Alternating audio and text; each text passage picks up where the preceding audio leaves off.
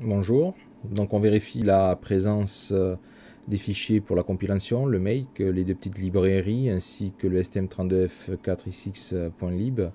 On édite ensuite le fichier config.h et dans ce fichier on vérifie tout simplement que les 5 lignes soient bien présentes qui correspondent respectivement à la vitesse de l'oscillateur, à la version de la carte de filtrage, au niveau du signal mesuré ainsi qu'à l'ouverture du port pour connecter l'écran TFT Nexion. Voilà, ensuite on enregistre tout ça et on va pouvoir lancer le fameux programme qui s'appelle GCC. Mais ce programme doit être lancé en administrateur local en faisant un clic droit bien sûr sur l'exécutable.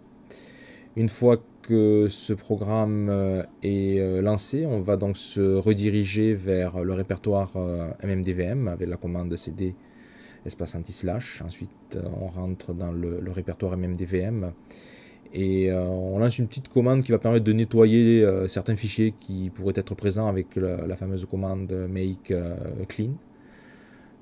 Voilà, donc à la première fois que cette commande est lancée, je pense qu'il n'y a pas de fichiers autres, donc rien ne sera effacé. Et ensuite, on compile bien évidemment le tout avec la commande make nucléo. Voilà, et donc là, la compilation est lancée pour une petite minute.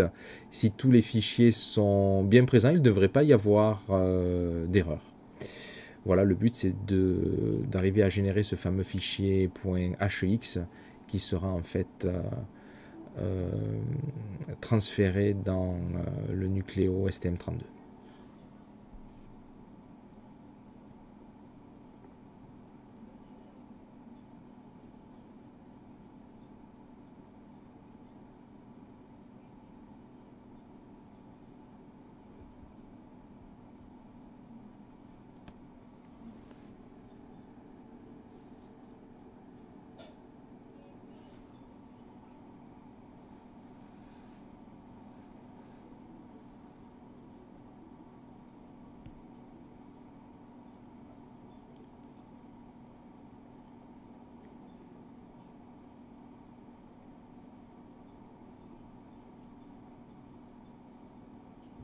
Voilà, le fichier est généré.